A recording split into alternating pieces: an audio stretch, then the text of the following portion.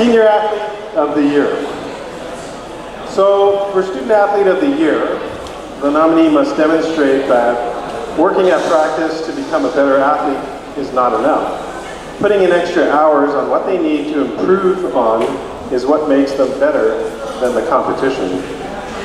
To be successful, the main thing a student athlete must recognize is that school is just as important as the sport.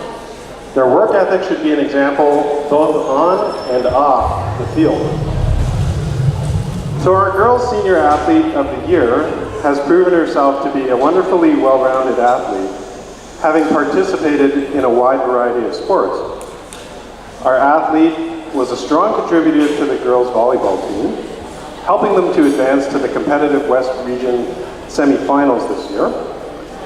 She also demonstrated an extremely high skill level at badminton, not only helping to assist the coaches, but winning gold at the regionals and finishing finally in 6th place at the city championship.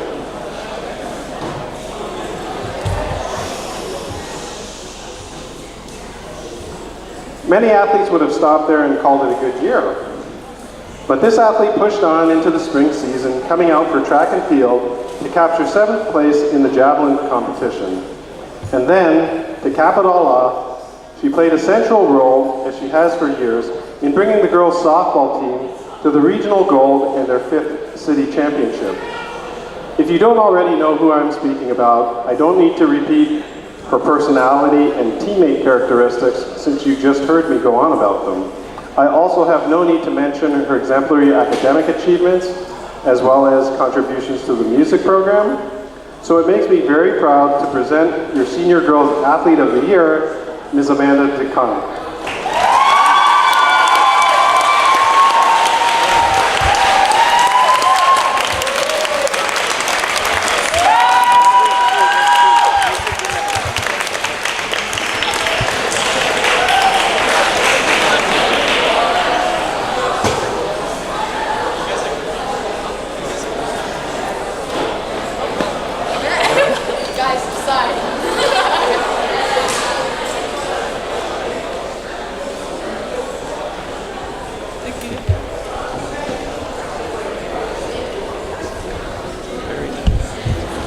So the second co-recipient of the Senior Girls Athlete of the Year Award, I think some of you are maybe already guessing who it is.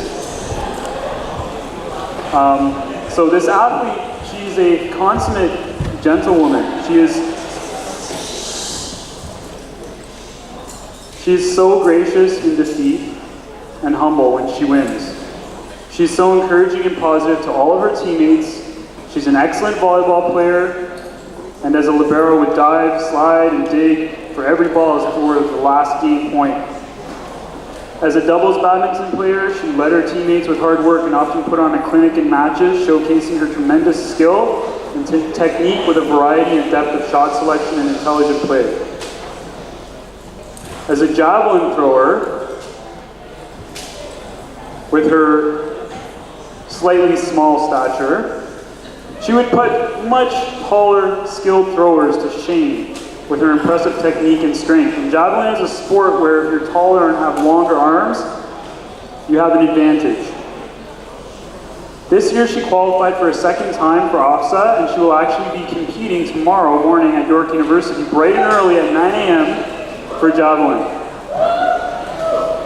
As a baseball player, you've heard many things about her, especially with the slow pitch team. What you may not know is that she plays with the boys rep team in the community, and her and her sister will be playing varsity fast pitch baseball with the U of T team next year while they're studying life sciences. So watching her play these sports, it can be described as the cliche says, poetry in motion. What is even more impressive than her skill is how she came about it, and much of it is by way of her father, who has spent countless hours with his daughters to teach them various sports skills throughout elementary and high school and their high school years. The time that their father has invested in his daughter is so evident by way of her respectfulness, dedication to training, and super coachable attitude. Anyone who has coached her has learned what it means to have an athlete with a true spirit, passion, and respect for sport and fair play. In speaking to her father, I can see why he is so proud of all that she has accomplished inside and outside of sports. On top of all of this, she is the ultimate student with really good attendance and a great attitude, being courteous and respectful to all staff and classmates she works so incredibly hard with. I asked Ms. Ho to tell me a little bit about her time with her over the past 3 years. So Ms. Ho is now at another school near the East End, and she just gave me a little summary. Ms. Ho played varsity fast pitch as well, so she sees it through a lens a little bit differently. So these are her words. When I first met Beth in grade 9, she impressed me at the first tryouts with her rapid fire throws and smooth swing. Beth has a high baseball IQ and would even correct me on some rules, but always in the most respectful way. She was a silent leader, able to regroup the team with her poise and confidence on the field. Beth would never disagree with the coach and always answer you with a smile, even when, as coaches, we are sometimes wrong. She is a huge contributing factor for MCI being city champions for all 4 years that she's been playing here. She is strong both defensively and offensively. She's simply a powerhouse.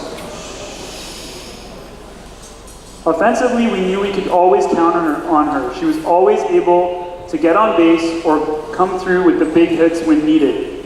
Her teammates will know just to get on base, and when Beth is up, she will be able to score them in. Even opposing coaches knew that when she came up to bat, that their team was in big trouble. When I played, this is Ms. Ho saying, when I played, I was a shortstop, and people would say I was able to knock everything down, but when I played another position, I wouldn't be happy, and everyone knew it. Well, looking back at it, if Beth was on my high school team, she would have put me to shame, and I would have looked up to her as a teammate. As her coach for the past years, her defense was a force to be reckoned with. She would be diving not only to stop the ball from going into the outfield, but she was quick enough to make a play on it too. Everyone will just be in awe of the plays that she was able to make. In addition, the countless number of double plays she turns is really impressive.